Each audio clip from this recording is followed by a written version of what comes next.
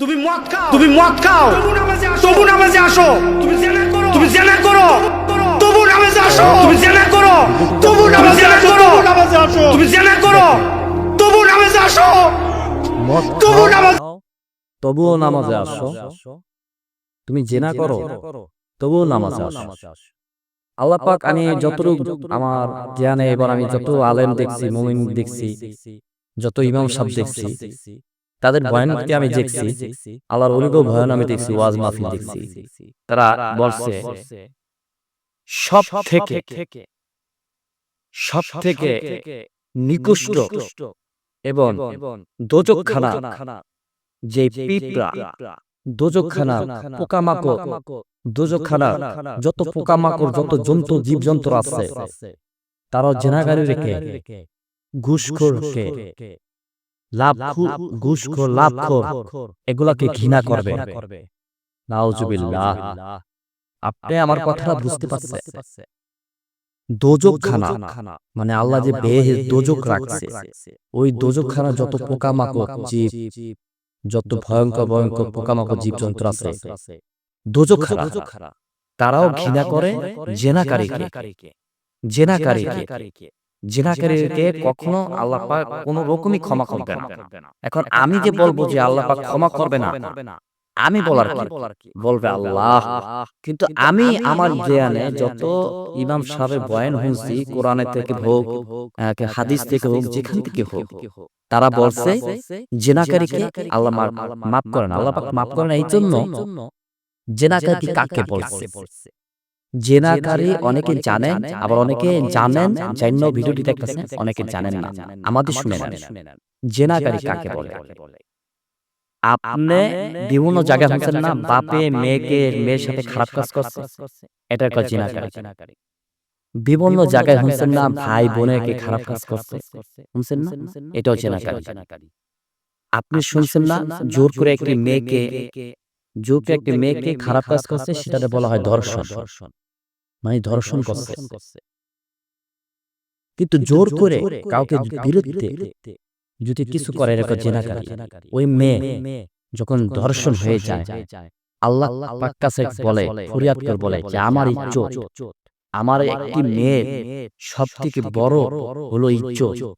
সে ইজ্জত যদি কোনো মেয়ে হারায়, আল্লাহ পাক ওই মেয়েটা যখন ইজ্জতটা হারাইলো, ওই ইজ্জত যখন হারায়, আপনি জানেন না একটা মেয়েকে বিয়ে করবেন, যে মেয়েকে 5 জন মেয়ে 10 জন দর্শন করছে, জেনা করছে মেয়ের সাথে, এই মেয়ে চরিত্র ভালো নাই, মেয়েকে আমি মাইনে নিলাম, আমার ফ্যামিলি সমাজ এটা আমাকে নিয়ে হাস্যরা এবং টিক্কারি মারবে, কেউ করতে চায় না।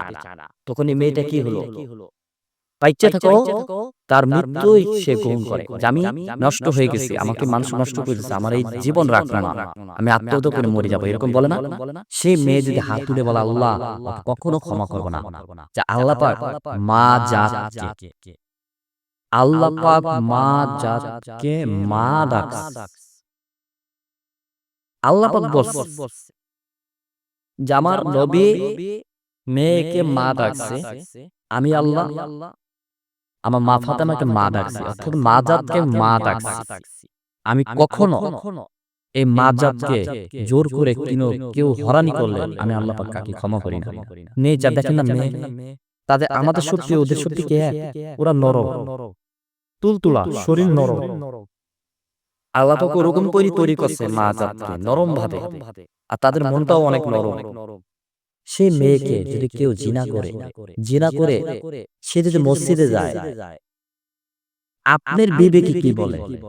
একজন ইমাম সাহেব যে মসজিদে নামাজ পড়ায়, যে আলেম, যে ইমাম সাহেব, সিধু হনে যে বলে হুজুর আমি একটা মেয়েকে জোর করে জিনা করে আমি ওকে নষ্ট করে আমি মসজিদে গোসল করে হাত মুখ দিয়ে উজু করে আমি আসছি আপনার কাছে, তখন ইমাম সাহেব কি বলবে?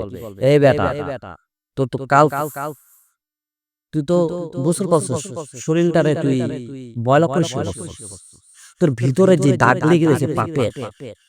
একজন মা জাতের আল্লাহ পাক মা ডাকছে নারীকে, যে মাকে তুই জেনা করে তুই আমাকে বলতেছিস যে আমি নামাজ আইছি, আমার সমাজে বলবে যে ওকে মসজিদে দিয়ে এই মুহূর্তে বাইর কর, ওর জন্য আমরাও পাপী হয়ে যাব, বলবো না ভাই?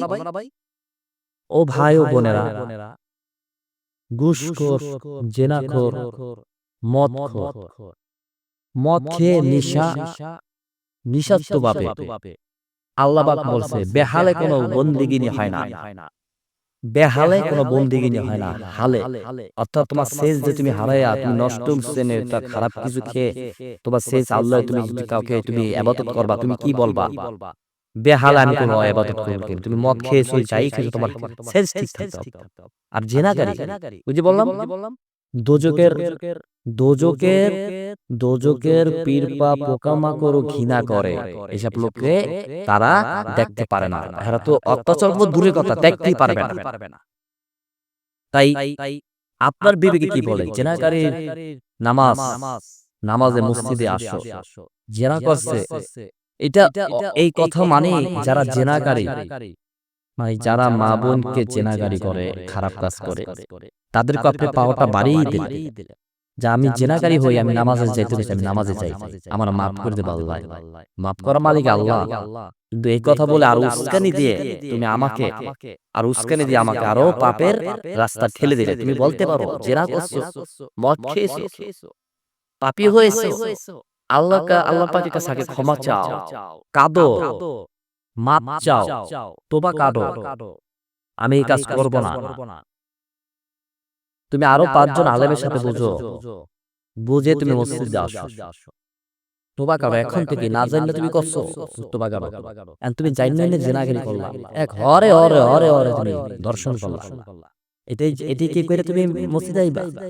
আবার তুমি মসজিদে নামাজ পড়ে ইউটিউব বিচার করে তুমি খারাপ কাজে লিপ্ত হইবা? আমার জ্ঞানে হয় না। চলুন, নিত্য নিত্য আমল পেতে হলে, ভালো আমল পেতে হলে আমাদের চ্যানেলটিকে সাবস্ক্রাইব করে রাখুন, পাশে বেল আইকনে ক্লিক করে দিন যেন আমাদের নতুন ভিডিও আপলোড দেওয়ার সাথে সাথে নোটিফিকেশন চলে আসে।